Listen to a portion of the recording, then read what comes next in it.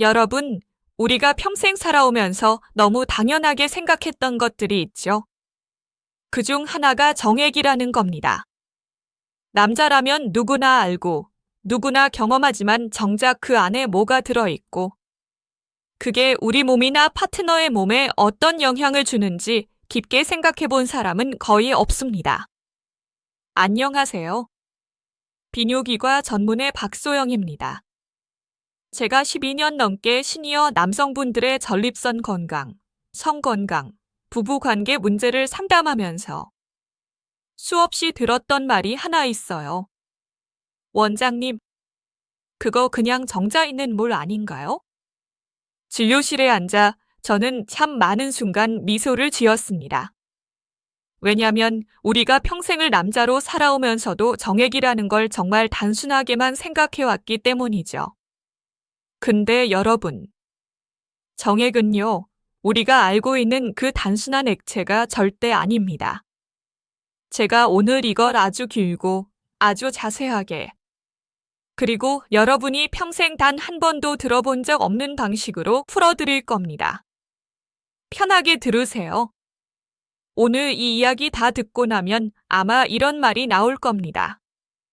아니, 내가 왜 이걸 지금 알았지?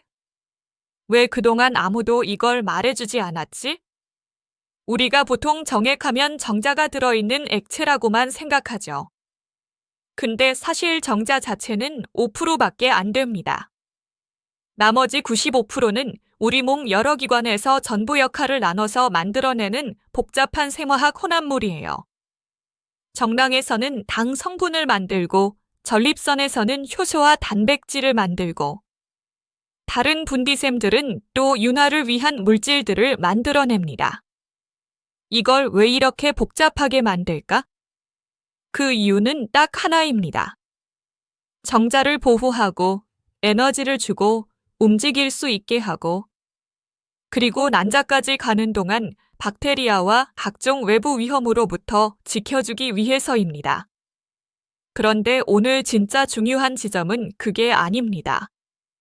정액 안에는 호르몬과 신경전달 물질들이 들어있다는 사실입니다.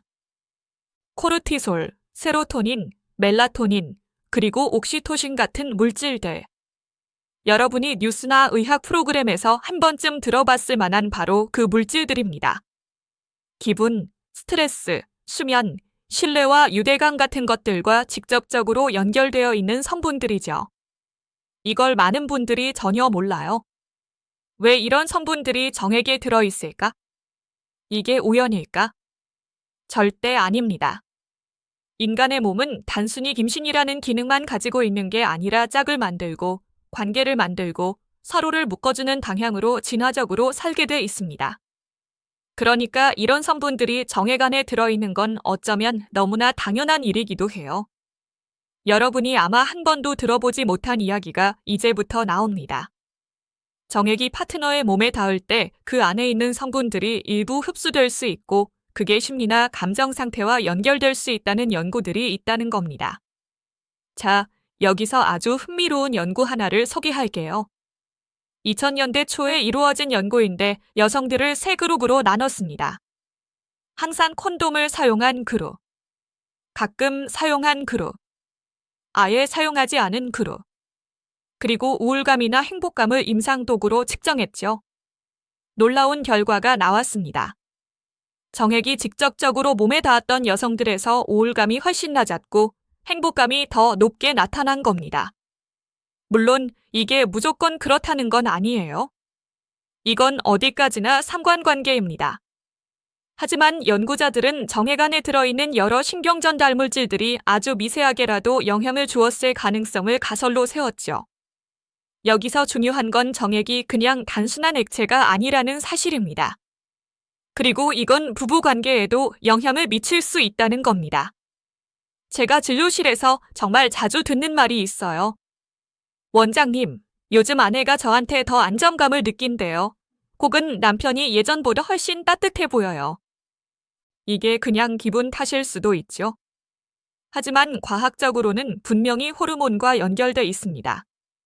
스킨십이나 대화나 친밀한 행동 속에서 우리 몸은 옥시토신 같은 물질을 내고 이게 서로를 더 가까워지게 만들죠. 그런데 정액에도 이런 성분들이 들어있으니까 이 두 가지가 함께 작용할 수도 있다는 게 연구자들의 관심 포인트입니다. 자, 여기까지는 그래도 좀 익숙한 이야기일 수 있어요. 근데 지금부터 하는 이야기는 조금 더 깊고 놀라운 내용입니다. 바로 면역과 임신에 관련된 부분입니다. 여러분, 태아는 아버지의 유전자를 절반 갖고 있습니다. 그러니까 여성의 몸 입장에서는 태아가 죄부 물질처럼 보일 수 있죠. 그래서 임신 중 어떤 여성들은 면역 반응이 너무 강하게 일어나서 자간전증 같은 위험한 합병증을 겪습니다. 여기서 연구자들이 던진 질문이 참 대단합니다. 그러면 여성의 몸이 미리 파트너의 유전자에 익숙해질 방법이 있을까? 놀랍게도 일부 연구에서 이런 결과가 나왔어요. 임신 전에 파트너의 정액에 반복적으로 장기간 노출된 여성들이 자간전증 위험이 더 낮아졌다는 사실입니다. 이것도 무조건 그렇다는 건 아닙니다. 전부 상관관계고 인과관계를 증명하기는 어렵습니다. 하지만 생물학적으로 보면 충분히 가능한 이야기입니다. 왜냐면 정액 안에는 아버지 유래 단백질들이 있고 여성의 몸이 그걸 시간에 따라 산전한 정보로 인식한다면 임신했을 때 면역이 덜 공격적으로 반응할 수 있기 때문이죠. 근데 여러분, 여기까지 듣고 그럼 정액이 무조건 좋다는 거 아니야? 이렇게 생각하시면 절대 안 됩니다. 왜냐면 이 모든 건 어디까지나 가능성이고 관찰된 현상일 뿐이고 반대로 아주 현실적인 위험도 존재하거든요. 그게 뭐냐면 바로 감염입니다. 정액은 성감염병을 옮길 수 있는 아주 주요 경로입니다. HIV, HPV, 헤르페스, 임질, 매독 같은 병들이 정액을 통해 쉽게 전달됩니다. 남성은 증상이 거의 없고 본인은 멀쩡하다고 생각하지만 검사하면 문제가 나오는 경우가 정말 많습니다. 실제로 제 환자 중 한 부분은 아내분이 반복적으로 인후염을 겪다가 검사했더니 HPV가 확인됐어요. 남편분은 아무 증상이 없었죠. 이런 사례 정말 많습니다. 또 정액 알레르기라는 것도 있어요. 흔하지는 않지만 심할 경우 호흡곤란까지 올 수 있습니다. 그리고 남성이 어떤 생활 습관을 갖고 있느냐도 중요합니다. 과음, 흡연, 약물, 만성질환. 이런 것들이 전부 정액의 구성에 반영되니까 결국 파트너의 몸에 그대로 영향을 줄 수 있는 거죠. 그래서 제가 드리고 싶은 가장 중요한 말은 이겁니다. 부부 사이의 친밀감과 유대감은 건강과 안전이 기반이 되어야 한다는 것, 여러분, 지금까지가 이야기의 전반부예요. 이제부터가 본론입니다. 아직 해야 할 이야기가 정말 많습니다. 부부가 반드시 알아야 할 안전수칙, 감염을 피하는 방법, 시니어 남성 건강과 정액 건강의 연결, 앞으로 어떻게 관리해야 하는지, 그리고 실제 상담 사례까지. 이제 이어서 다음 부분으로 넘어가겠습니다.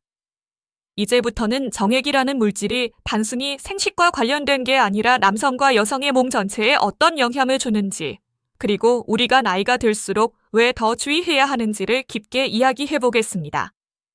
제가 진료실에서 가장 자주 듣는 질문 중 하나가 이겁니다. 원장님, 나이가 들면 정액도 변하나요? 라는 질문이에요. 여러분, 변합니다. 그리고 그 변화가 부부관계, 건강 상태, 감염 위험, 심리적인 관계까지 모두 영향을 줄 수 있어요. 우리가 20대였을 때는 몸이 회복도 빠르고 정액 자체도 건강하고 투명하고 양도 많습니다. 그런데 50대, 60대, 70대가 되면 전립선의 분비 기능이 떨어지고 정액양도 줄고 점도도 달라지고 색도 변할 수 있습니다. 이런 변화는 자연스러운 노화 과정이지만 노화 속도가 빠르거나 몸 상태가 나쁘면 정액 안에 들어있는 성분들의 균형도 깨질 수 있어요. 예를 들어 과도한 음주나 흡연을 하는 남성의 경우 정액 안에 염증 관련 물질들이 증가하는 경우가 많습니다. 이게 나쁜 이유가 뭘까요? 이게 그대로 파트너의 몸에도 들어간다는 거예요. 그러면 파트너의 몸은 그 물질을 스트레스 요인으로 받아들일 수도 있습니다. 반대로 남성이 운동을 꾸준히 하고 수면을 잘 취하고 스트레스를 관리하면 정액 안에도 긍정적인 변화가 나타납니다. 이건 과학적으로 증명된 부분이에요. 정액의 질이 좋아지면 남성 본인의 전립선 건강에도 좋고 부부관계에도 좋은 영향을 줄 수 있습니다. 제가 오늘 강조하는 핵심은 딱 하나입니다. 정액이라는 건 남성 개인의 부산물이 아니라 관계 안에 존재하는 화학적 메시지라는 겁니다. 그 메시지가 긍정적일 수도 있고 부정적일 수도 있어요. 건강하고 안정적인 메시지를 보낼 수도 있고 염증과 스트레스를 보낼 수도 있습니다. 그렇기 때문에 시니어 남성이 되면 정액 건강을 그냥 두면 안 돼요. 이건 단순히 피곤하면 좀 줄어드는 정도가 아니라 몸 전체가 보내는 신호와 연결되어 있습니다. 여기서 실제 상담 사례를 하나 말씀드릴게요. 62살 남성분이 계셨습니다. 겉보기엔 멀쩡해요. 근데 아내분이 반복적으로 지렴을 겪어서 몇 번이나 치료를 받으러 오셨습니다. 아내분은 늘 이렇게 말했어요. 원장님, 왜 자꾸 재발하는지 모르겠어요. 계속 치료받는데 또 아파요. 그래서 제가 부부 상담을 같이 진행했어요. 남편분에게 건강 상태를 물어보니까 술을 거의 매일 드시고 수면도 엉망이고 물을 거의 안 마신대요. 게다가 전립선염 이력이 있었고 현재 염증 수치도 상당히 높은 상태였죠. 제가 남편분께 조심스럽게 설명했습니다. 정액안의 염증 성분이 그대로 아내분 몸에 영향을 줄 수 있다고. 이걸 듣고 나서 남편분이 한참 말이 없었어요. 그러다가 조용히 이렇게 말했습니다. 원장님, 이게 그냥 제 문제인 줄 알았는데 제가 아내를 계속 아프게 한 거였네요. 그분은 그날 이후로 술을 끊고 물도 하루에 2리터씩 마시고 운동도 시작했습니다. 3달 뒤 두 분이 함께 오셨는데 아내분이 웃으면서 이렇게 말하셨어요. 원장님, 이제는 하나도 안 아파요. 남편이 너무너무 달라졌어요. 이게 바로 관계 안의 화학이라는 겁니다. 정액의 질이 좋아진다는 건 남성 본인만 좋아지는 게 아니라 파트너의 몸도 편안해지고 둘 사이의 관계도 훨씬 부드러워진다는 뜻이에요. 여기서 또 중요한 이야기를 하나 해야 합니다. 친밀감 이후에 많은 남성분들이 이런 경험을 하셨을 거예요. 아내분이 갑자기 예민해지거나 감정적으로 불안정해 보이거나 혹은 반대로 더 안정적으로 보이는 순간들. 이게 단순히 기분 탓일까요? 그럴 수도 있지만 정액 안에 들어있는 호르몬 성분과 스킨십으로 인해 분비되는 신경 전달 물질이 함께 작용했을 가능성을 무시할 수 없습니다. 여러분, 친밀감이라는 건 단순한 행동 하나가 아니라 몸과 몸, 마음과 마음이 동시에 움직이는 일입니다. 여기엔 심리, 호르몬, 생화학, 면역, 관계의 역사까지 모든 게 다 영향을 줘요. 제가 상담할 때 가장 많이 하는 말이 있습니다. 관계는 몸으로만 하는 게 아닙니다. 몸 안의 화학작용과 마음의 교류 두 가지가 함께 움직일 때 그게 진짜 친밀감이 되는 겁니다. 지금부터는 위험 요소를 이야기해 볼게요. 이걸 말하지 않으면 설명이 절반만 되는 거예요. 정액이 주는 긍정적인 영향이 있을 수 있지만 절대로 무시해서는 안 되는 위험이 있습니다. 이걸 모른 채 관계를 이어가면 부부 모두에게 돌이킬 수 없는 결과가 올 수 있어요. 가장 큰 위험은 성감염병입니다. HIV, HPV, 임질, 매독, 헤르페스. 이런 질환들은 정액을 통해 쉽게 옮길 수 있습니다. 문제는 남성이 무증상일 때가 너무 많다는 거예요. 겉으로 멀쩡하니까 스스로도 감염됐다는 걸 모르고 그 상태로 파트너와 접촉하면서 서로 아프게 하는 경우가 많습니다. 여러분, 특히 HPV는 정말 조심해야 합니다. HPV는 여성에게 자궁경부암을 일으킬 수 있고 남녀 모두에게 구강암과 편도암을 일으킬 수 있습니다. 요즘 남성의 구강암 발병률이 증가하는 가장 큰 원인이 바로 HPV라는 연구도 있을 정도예요. 그러니까 정액이 무조건 좋은 게 아닙니다. 정액이 전달하는 건 기분 좋은 호르몬일 수도 있지만 어떤 경우에는 바이러스나 박테리아일 수도 있어요. 그리고 이건 진짜 심각한 문제입니다. 제가 본 부부 중 한 커플은 아내분이 반복적으로 입안에 염증이 생겼어요. 너무 자주 생기길래 검사를 했더니 HPV 감염이 확인됐습니다. 남편분은 아무 증상도 없었어요. 그런데 검사를 해보니 남편분도 감염되어 있었죠. 두 분은 충격을 받았지만 더 충격적인 건 그 뒤의 심리적 거리였습니다. 아내분이 이런 말을 하셨어요.